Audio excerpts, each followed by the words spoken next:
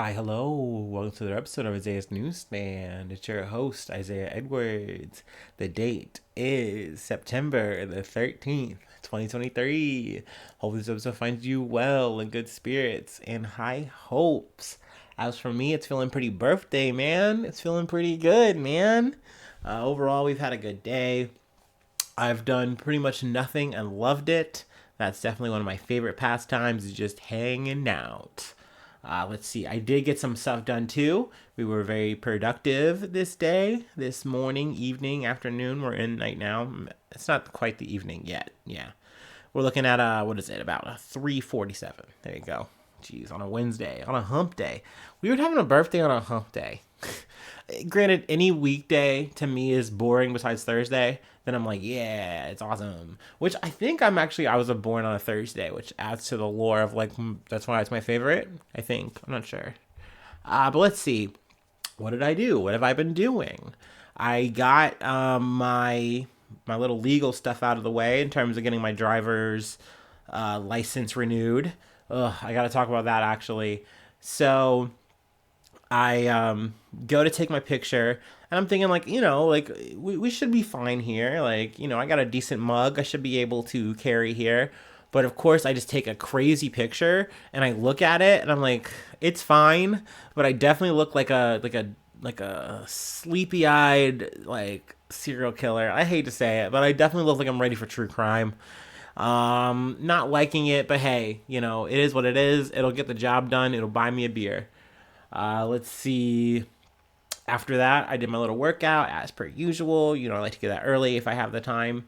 And then I also went on a walk. And a thing I'm enjoying is like, we're in Halloween season, it's spooky times. And there's a family, I walk by, they're upgrading their ornaments, their decorations. That's what I'm looking for, and they're getting spookier and spookier.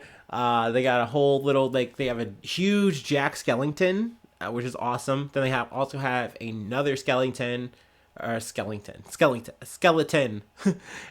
they put a Bengals shirt on it, which I thought was adorable. And then what else? They have a skeleton family. They initially had a little family, and I think they kind of dispersed them now throughout the lawn. I don't know. I'm digging it. I'm loving the feng shui they're adding. They're making a theater. It's giving. So it's fun. I'm having a good time, good day, good walks. Getting a little cardio in. There we go. Let's see. Is there anything else to really report? No, sadly, no food. That's still in question. What we're gonna eat for our birthday might not be spectacular, but that's okay. That's all right. I've had a lot of good meals. Going around the sun, and I'm content with that. All right. Let's see. Enough rambling and blah blah blah. And let me take my little starter, and then we'll get into some news. We'll talk about the news on my birthday. Even I mean, some of this is a little older, a little new today. Actually, I do have a good breaking news. The news provided.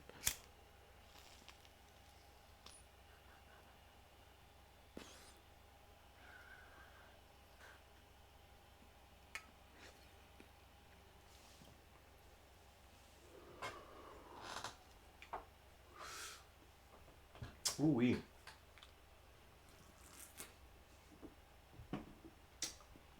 All right. First one. This is a story. I'm not gonna lie. I've been kind of itching to talk about a little bit.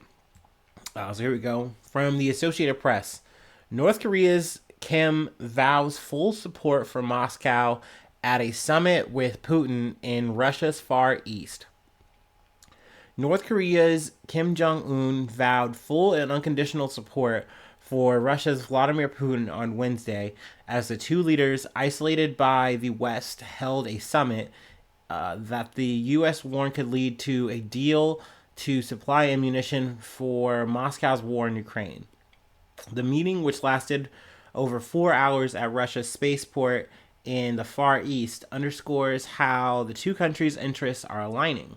Putin is believed to be seeking one of the few things impoverished North Korea has in abundance: stockpiles of aging ammunition and rockets for the Soviet era weapons. Such a request would mark a role reversal from the 1950 to 53 year Korean War. when Moscow gave weapons to support Pyongyang's invasion of South Korea, and in the decades of Soviet sponsorship of the North that followed. So yeah, they met at Vakhny Kosdrome. I believe the last time they met was in like 2019. Kim Jong Un does not go out much. Neither does Putin either.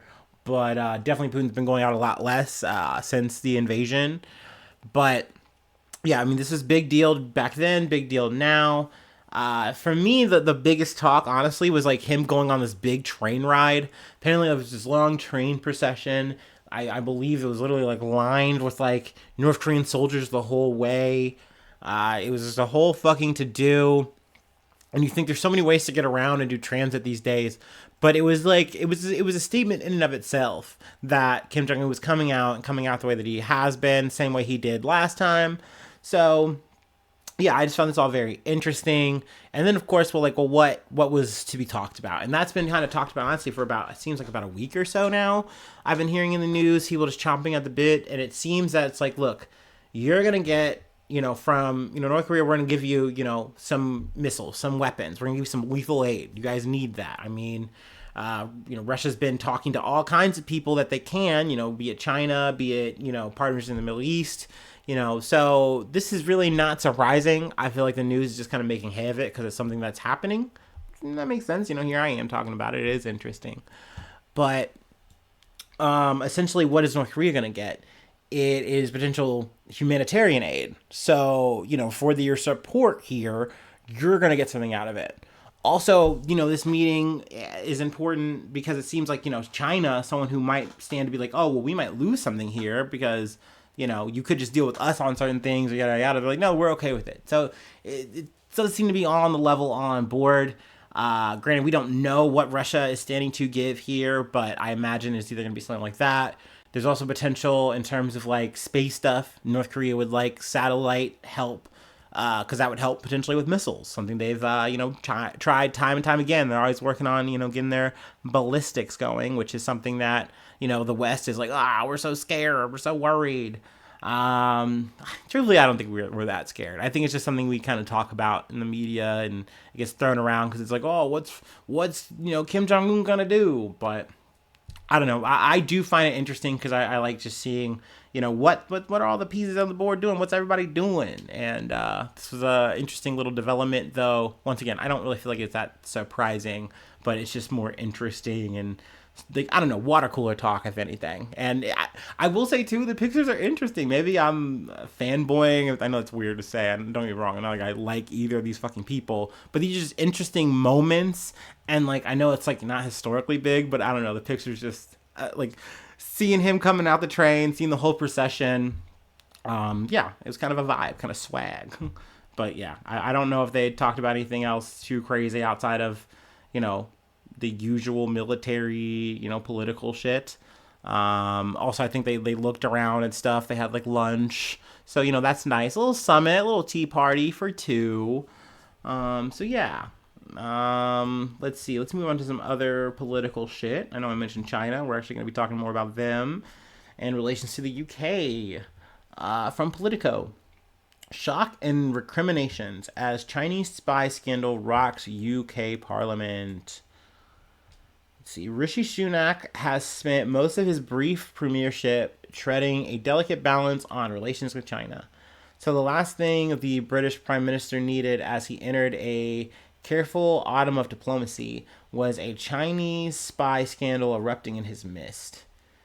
Westminster is this week reeling from the news that a British citizen working as a parliamentary researcher for the MPs is under arrest on suspicion of spying for Beijing.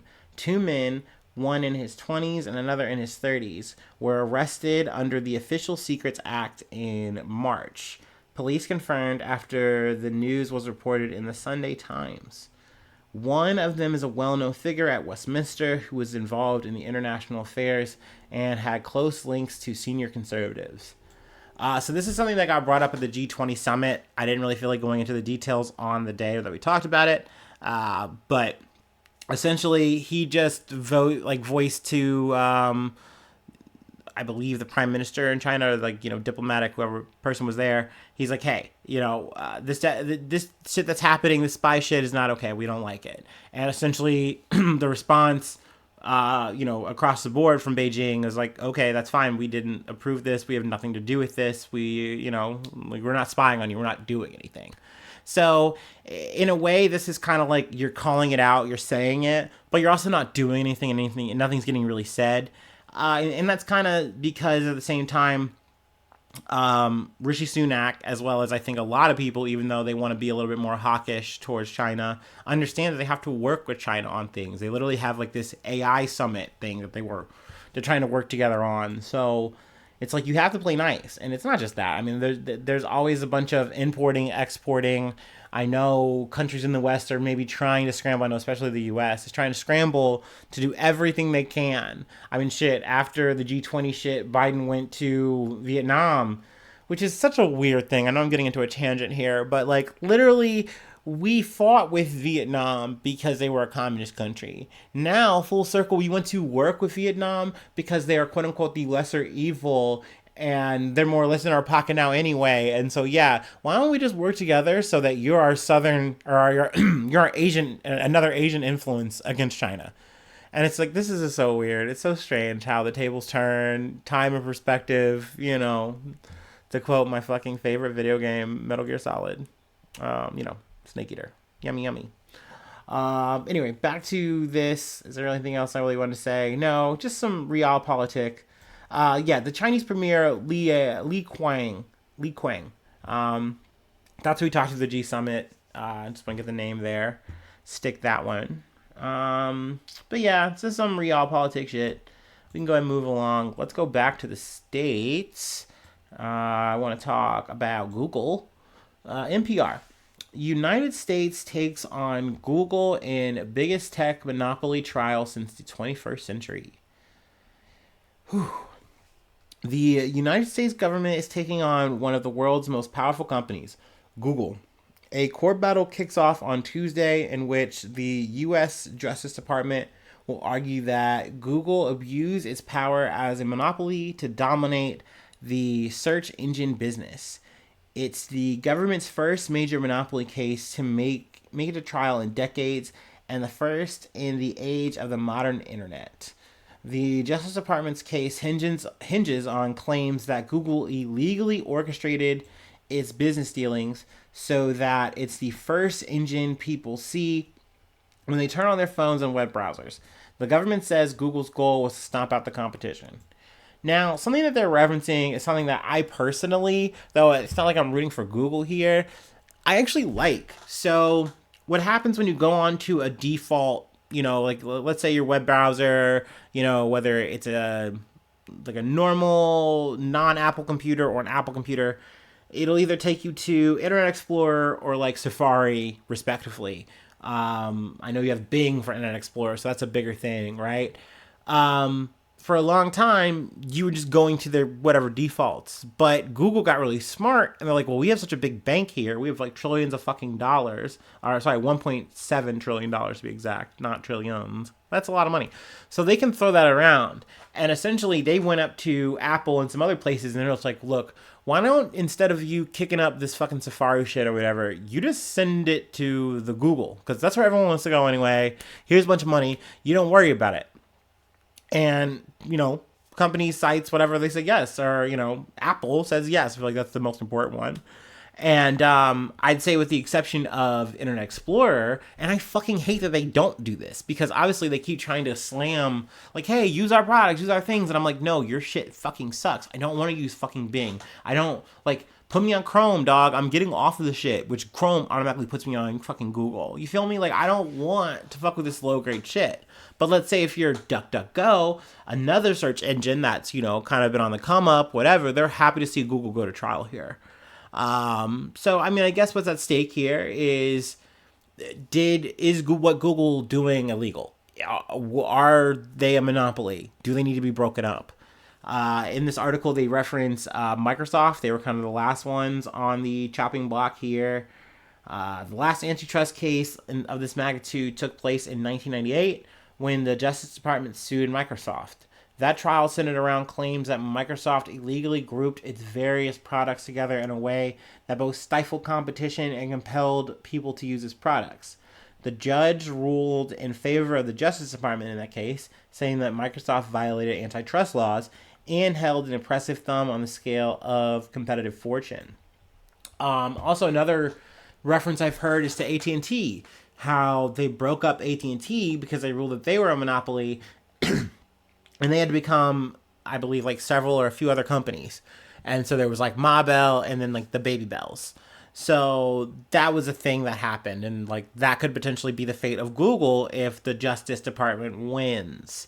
Which some people are saying, like, yeah, that's a good thing. That's good for business. It allows thriving. To me, if it makes my searching experience any more complicated, then I'm not going to be happy. But those people are saying, well, your search experience is already kind of compromised because like they're already to the highest bidder, and that's very true. That's how Google's kind of made their nut here. Is that once they became the best search engine, they said, okay, do you want to have your shit pinged higher? Well, then we'll auction that off to you. Just give us money, and so that's where we are. But isn't that the fate of all of these fucking things in a capitalist society? Like, we're all just fucking bowing to King Worm one way or another, right? So I don't, like, once again, I just don't know who to root for here. I do find it interesting all the same. Let's see here. The case against Google focuses on the company paying billions of dollars each year for exclusive agreements with phone makers like Apple and Samsung and web browsers like Mozilla, which one's Firefox. So yeah, that explains why my Samsung phone always goes to Google first, even if I'm on Internet Explorer. This explains why Apple does that, Firefox, all that fucking bullshit. But if I'm on my little computer, it'll try to send me to some other shit that I don't like. Until, like, once again, I put on Chrome, and I'm like, okay, I'm happy now. Let's see here. This will be a 3-month trial. There's not going to be any jury, and there's going to be a judge. It is going to be an Judge Amit Mehta, and that is an Obama-era judge. So there you go. We'll see how that goes. See if I really don't know. I mean, this is in a lot of ways a bipartisan issue. I think you're going to find Democrats and Republicans that both don't like what Google is doing, and also some that would defend potentially what Google is doing. So yeah, there you go. That's my 2 cents on that. That's the story as I know it. I'll keep you updated when I get some more news there. Let's see here. We got one more thing to cover. And yeah, this one felt gift wrapped. I think I heard it. Yeah, I don't know. This was just a good one. I like it, and I'm happy to close out on it. Let me take my little last break, and we'll get into it.